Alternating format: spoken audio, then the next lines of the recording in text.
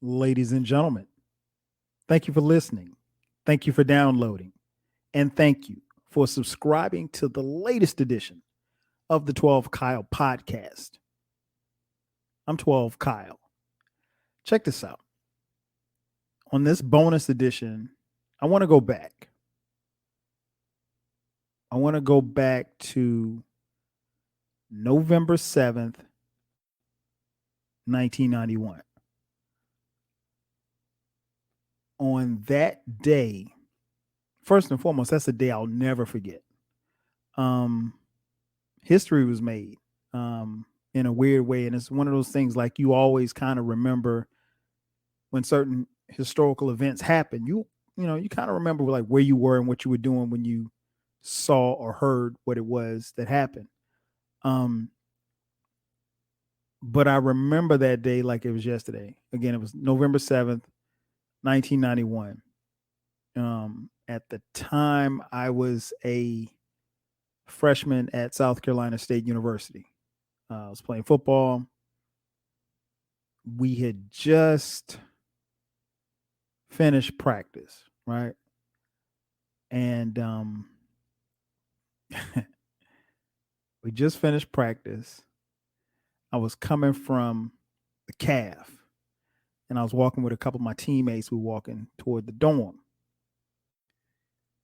And when I got in the dorm,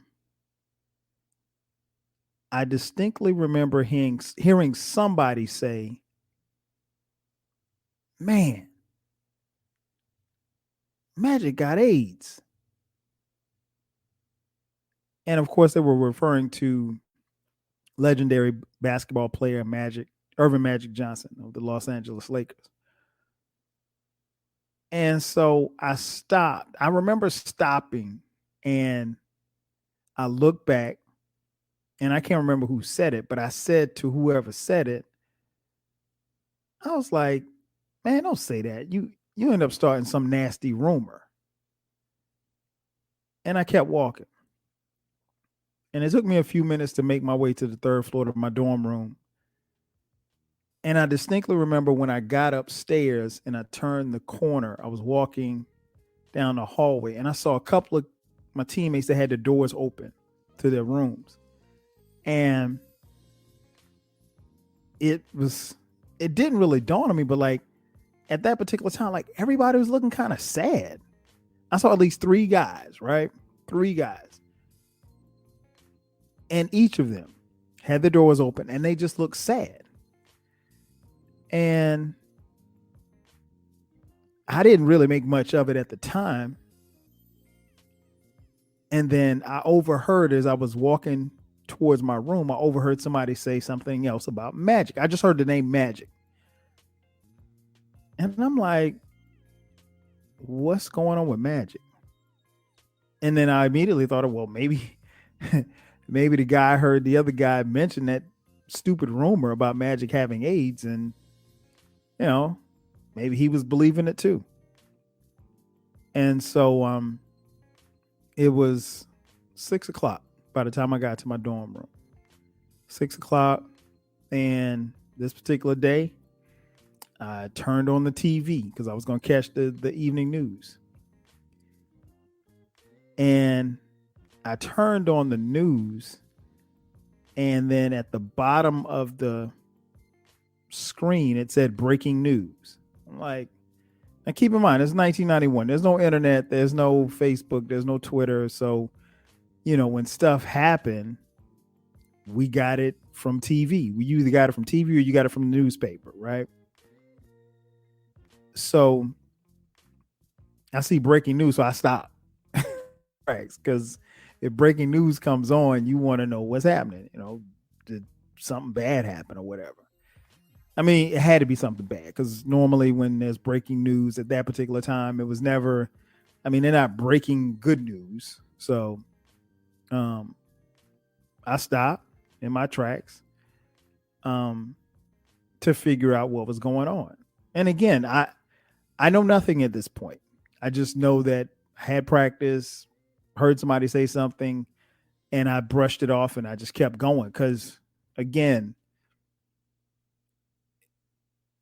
people would say dumb stuff all the time. So you don't pay stuff attention. I mean, I I could go on and on about the rumors that I've heard growing up. But anyway, I turn the TV up and I see Magic Johnson standing at a press conference.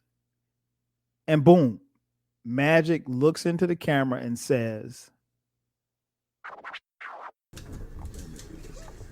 first of all, let me say good after late afternoon. Because of the HIV virus that I have attained, I will have to retire from the Lakers today. I just want to make clear, first of all, that I do not have the AIDS disease, because I know a lot of you want to know that, but HIV virus. My wife is fine. She's negative, so no problem with her. I plan on going on, living for a long time, bugging you guys like I've always have. So you'll see me around. I plan on being with the Lakers in the league. Hopefully David will have me for a while. And going on with my life.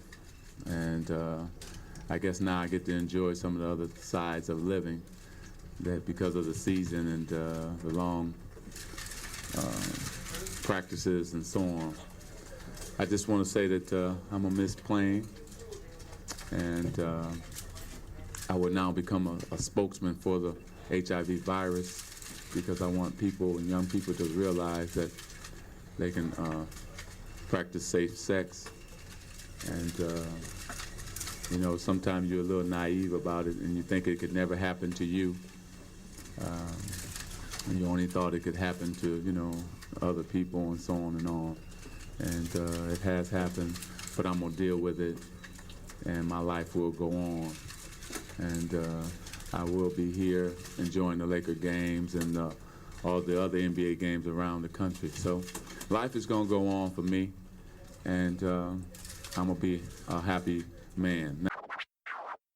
because I have acquired HIV, I will be retiring from the Lakers.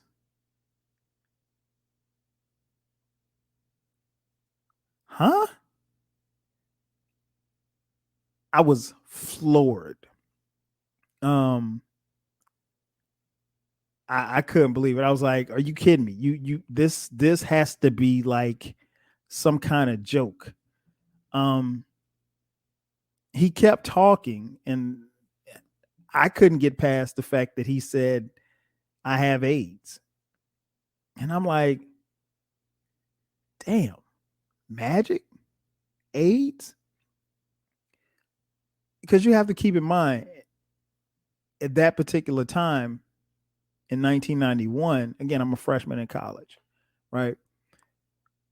We didn't know, we knew what AIDS was, but this is how I rationalized it. Magic wasn't gay. How could this be? How could he have AIDS? He's not gay. I'll be the first to admit that at that particular time, I wasn't a huge fan of Magic because I hated the Lakers. I mean, Dr. J was my dude, and then, you know, subsequently Michael Jordan. But I respected the fact that Magic was a winner. And I mean, he was LA. He was the Lakers. And I always gave him his props because he was a winner. But when he was making this announcement, as the shot came down, I'm looking at him and I'm thinking, this is the last time that I will ever see him alive, because he's going to die of AIDS. And so I figured that HIV would eventually become AIDS and he'd be dead in 2 years. That's how I rationalized. That's how we all thought. Well, it's been 30 years and Magic Johnson probably is as healthy as he's ever been. I mean, I'm not his physician, but he's still here. But that particular day, man, was crazy because word spread like wildfire. I don't know who else was watching the news. I saw it and I couldn't pull myself away from the TV to go tell somebody. So I waited until the press conference was over, and again, this is national TV. This is like CBS. This ain't Sports Center because I ain't have ESPN in my dorm. But yeah, I was just floored. Like, I remember walking out of the room and walking back down the hallway, and I remember seeing dudes crying. I mean, like, snot crying, like you just lost a family member crying. Big, muscle bound dudes, my teammates, hurt because they thought this dude was dead. Like, they thought it was over. And I mean, like, as the word, spread around our campus, naturally you think about your own vulnerability. One of the things that Magic said in his press conference that, if I can get it, anybody can get it. And while he did not get into the specifics as to how he acquired the virus, I want to say the doctor spoke on it, but he constantly talked about, practicing safe sex, which, I mean, you're in a college campus, you know what I mean? So I'll let you fill in the blanks as to what you think happens on a college campus when it comes to safe sex. But we all thought about our vulnerability at the time. And I'll be honest, at the time, I knew very little about HIV/AIDS. I did know that it was a virus that would eventually turn to AIDS, and you die. And to be honest, most of the people that I can't say that I knew because I didn't know a lot of people that had HIV, but the people that were portrayed on TV and rumors in the hood and stuff like that, it was people that were gay. Or at worst case, you were intravenous drug user, meaning like you would shoot up drugs and use needles, sharing needles with, someone else who had HIV or AIDS.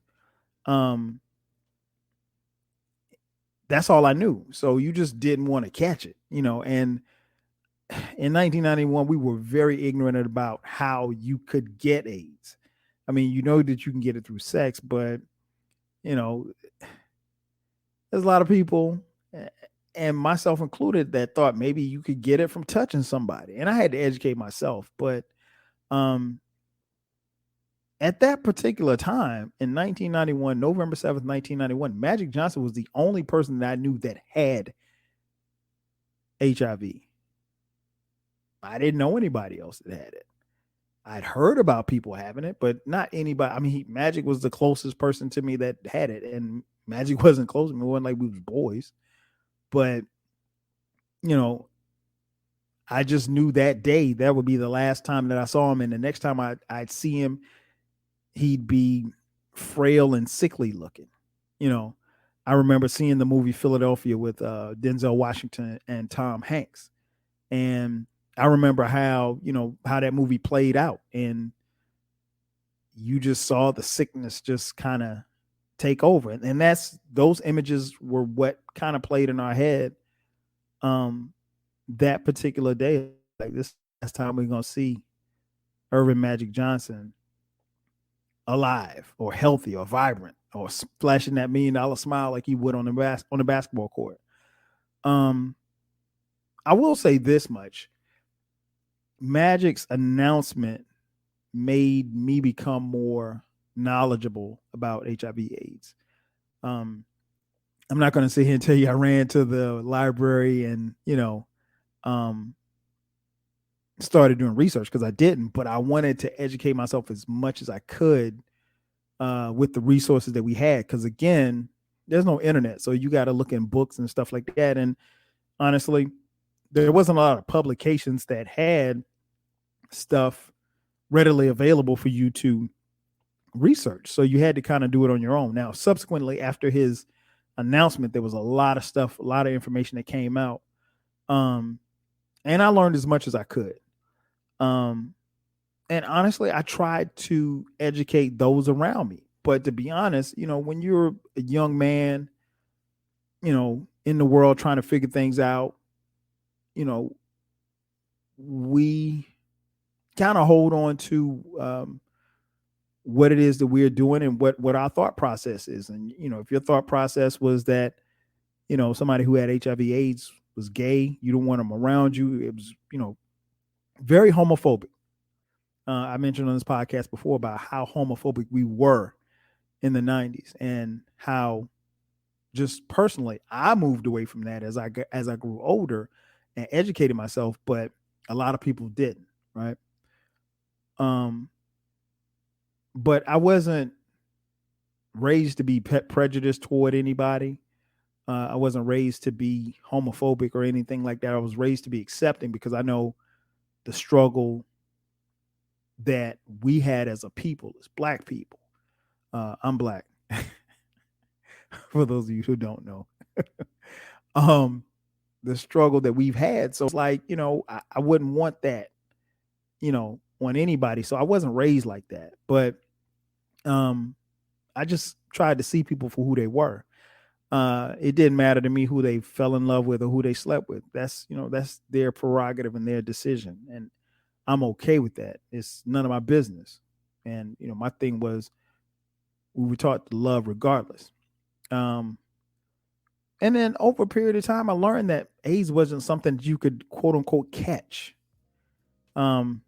Magic's announcement helped me do all of this. And I think, for a lot of people, we became more aware and more self-aware about, what HIV/AIDS was and what it was going to be, particularly with, the people that we would come in contact with in life. Because as you move about, throughout this world, the reality was you're going to come in contact with people who had HIV and AIDS. I mean, that's just what it was. So again, I educated myself and I hoped and prayed that Magic would be okay. Fast forward to, what was it? 2007. Fast forward to 2007. I got a chance to meet Magic Johnson. It was on the set of TNT's Inside the NBA. At that time, Magic was working on Inside the NBA with Ernie Johnson, Charles Barkley, and Kenny Smith. There was no Shaq. Shaq obviously was playing. Shaq wasn't even playing. Shaq was in college. What am I talking about? So for you young people, Magic was there before Shaq got there, long before Shaq got there. But anyway, Magic transitioned from his playing career because he did retire that particular day. And if you're familiar with history, Magic came back. He went on to play with the '92 Olympic Dream Team, and then made a run back as a coach, as a player in 1994, I believe, and then subsequently retired. And he coached the Lakers for a little bit, and he had a late night talk show that lasted like a month and a half. Like a month and a half. It was bad, but I mean, he was trying. He was doing different things. But anyway, 2007, I get a chance to meet Magic on the set of Inside the NBA. My wife was working at TNT at the time, and she hooked something up. I don't even know I can't even tell you how it happened, but we got a chance to visit the set and then kick it in the green room with them, and got a chance to meet the late great Craig Sager. Shout out to Sager, real funny dude, real good dude too. He cussed a lot, but real cool. But yeah, it was cool, man, because like once we got past the set and we went into the green room, it was just me, Sharice, I think two other people, Ernie, Charles, and Magic, and Kenny in the green room. And in the green room, they have these TVs and stuff set up so you can watch the game, but you can also watch stuff that's on other programs or what have you like that. But they were in the green room and they stayed back there until it was time for them to go on the air, right? And so naturally sitting there, you strike up a conversation. So we struck up a conversation. I can't even remember what we talked about. But I found Magic Johnson to be very engaging, just as cool as he was on the basketball court. Very warm, very friendly. And we didn't have a long conversation, but I was just impressed with the conversation and just impressed with who he was. I really enjoyed the conversation. I wanted to thank him for educating me about HIV/AIDS, because he did without even trying. I wanted to thank him for what he did for the HIV/AIDS movement, because it was key. He was the face of it. I wanted to tell him how much I respected him as a player on the Los Angeles Lakers. And no matter how much I hated their squad, those Showtime Lakers were some of the best teams that basketball has ever seen. I wanted to tell him about how I felt that particular day, that I thought, that might be the last time that I would see him. But it wasn't. I didn't want to tell him. I didn't want to be, overbearing or be too deep, but I wanted to tell him how much of a fan that I became of his that day. I don't know if it's because I thought we were going to lose him or what, but I gained a lot of respect for him. And I wanted to tell him, hey, I wasn't a fan before, but you got a fan in me now. I just wanted to tell him thank you for all that you've done, because he did so much. Because he did. And that particular day, November 7th, 1991, Magic Johnson was the only person that I knew that had HIV/AIDS. Fast forward to 2007, I knew people that passed away from HIV/AIDS. Family members, people that I went to school with. And it wasn't just, the person that did this or the person that did that or whatever. It's people that I never met, people, that you'd hear about. This country, this world, we lost millions of people from HIV/AIDS. But Magic helped the movement. He helped, talk about safe sex. He helped in so many ways. And I wanted to thank him for all of that. While there's no cure for HIV, obviously Magic is someone who has lived 30 years now with HIV/AIDS. Well, with HIV, because he hasn't contracted AIDS. He's had HIV for 30 years. And I mean, we thought that day he was going to die, but he didn't. I mean, we really thought that was it for him. I wanted to thank him for opening my eyes about the disease, opening my eyes about loving people, opening my eyes about homosexuality, all of that, because all of that became part of my research, part of my development as a young man. And I wanted to thank him for just being an example for millions of people across the world. But I couldn't bring myself to thank him to do all of that. He was getting ready to go back on set because it was about to be halftime. And in parting, the only thing I could say was, hey, Magic, you take care of yourself. And he looked at me and he said, I will definitely do that. And he has. And trust me, we're a whole lot better from it. That's going to do it for me. Ladies and gentlemen, thank you for checking out this bonus edition of the 12 Kyle podcast. I'm your boy, 12 Kyle. We'll catch you guys next time. 5 Gs.